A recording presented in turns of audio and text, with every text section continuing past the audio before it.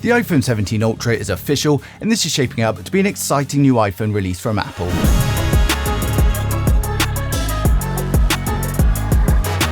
So after I told you last week that the official launch was going to be held on the 9th of September, Apple have now officially released the teaser for the event, which they're calling Ore Dropping, and it confirms that the event is going to be held on September 9th. Now, Apple always drops some kind of hint with the teaser, and this time the Apple logo has a heat map style animation, so this is no doubt confirmation of the new vapor chamber that we're going to see in the iPhone 17, and it's going to aid thermals and in turn produce better performance. Now at the event, we're going to be seeing the Watch Series 11 and the Apple Watch Ultra 3, as well as the SE3, and of course we'll be seeing all 4 of the new iPhones that they're going to be shipping with iOS 26 out of the box. If you've already upgraded to iOS 26 beta though and realize you're struggling with bugs, instability, or battery drain, or maybe you just don't like the new liquid glass, well thankfully you can effortlessly roll back to iOS 18 with today's video sponsor, Wondershare Dr.Fone. Now, what you've got to do is head to their website, download the application. We've then got plenty of system repair tools that you can use to fix many problems or even make backups of your phone. Or if you're set on switching back to iOS 18, just open up the app, plug in your phone, head to system repair and select iOS upgrade/downgrade, and then select downgrade iOS to go back to the system that you know and love. Now, of course, it's great for downgrades, upgrades, as well as many repairs, like if you're stuck on the Apple logo, your phone keeps restarting or shows a black screen, then Dr.Fone can fix that.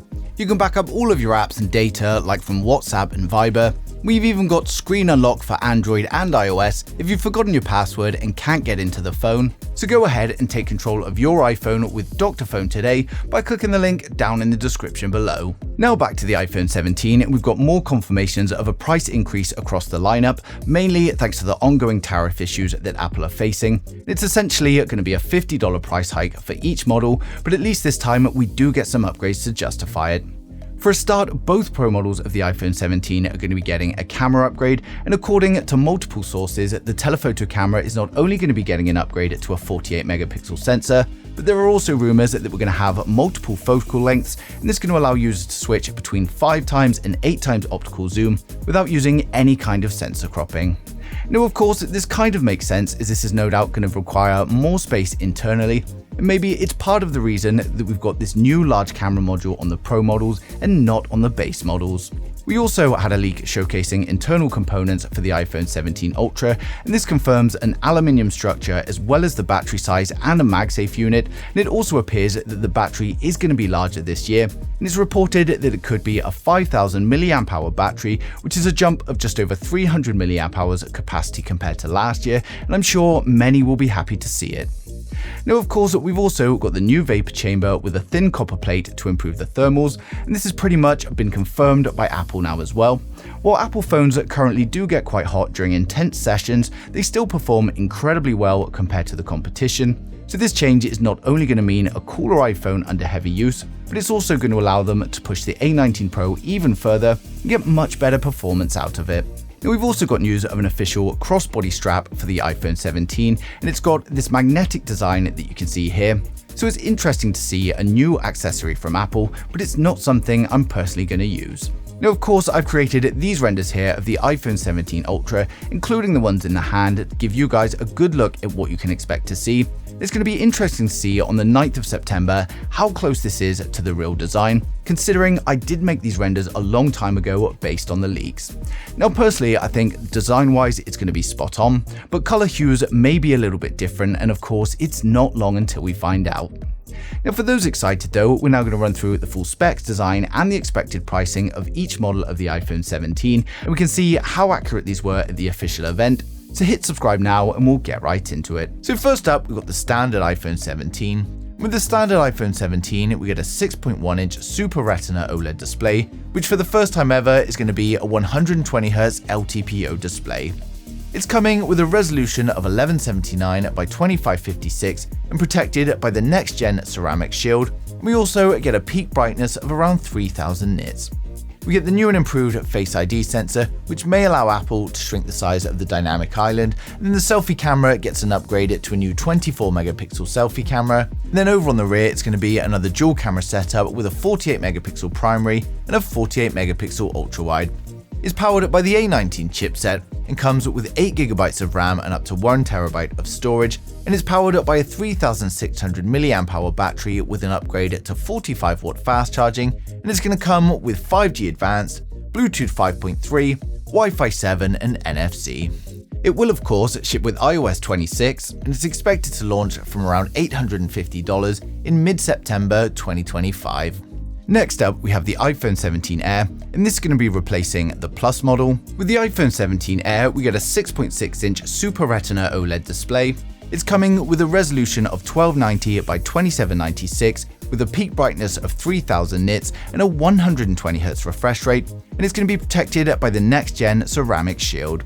And the phone is an impressive 5.5mm thick, making it Apple's thinnest iPhone yet. It comes with a 24-megapixel selfie camera on the front inside the dynamic island, and then over on the rear it's just a single 48-megapixel camera. It's powered by the A19 chipset, and it comes with 12GB of RAM and up to 512GB storage. It's going to be powered by a 2800 mAh battery with upgraded fast charging, and it's again going to come with 5G Advanced, Bluetooth 5.3, Wi-Fi 7 and NFC. Now it will of course ship with iOS 26 and it's expected to launch from around $950 in mid-September. Now next up we've got the iPhone 17 Pro, and this comes with a 6.3-inch 120Hz LTPO OLED display.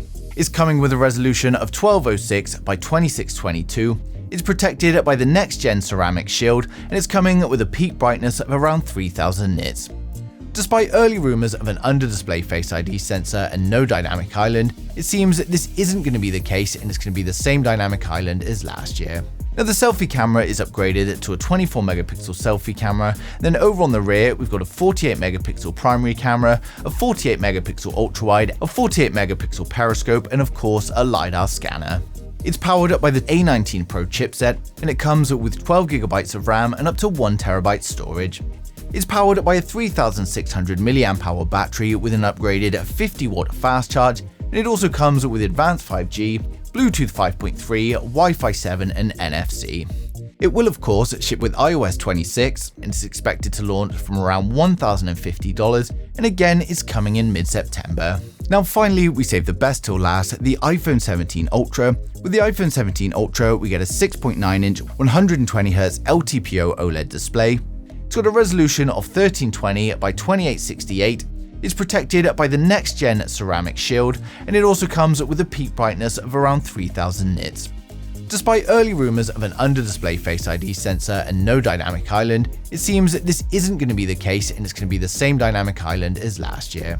Now the selfie camera in the punch hole is going to be a 24-megapixel selfie camera, then over on the rear we've got a 48-megapixel primary camera, a 48-megapixel ultra-wide camera, a 48-megapixel periscope camera and the LiDAR scanner.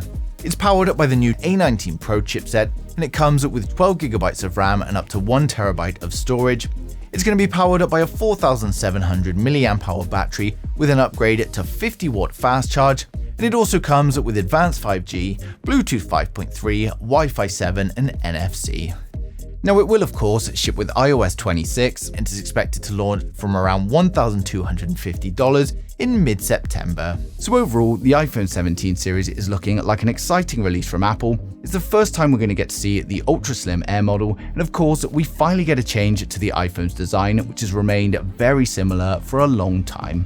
Now of course with the Pro models, the main upgrades are going to be the more powerful chipset, the camera improvements and the new design, and of course iOS 26 brings a new look, but that's also going to be available on older iPhones as well.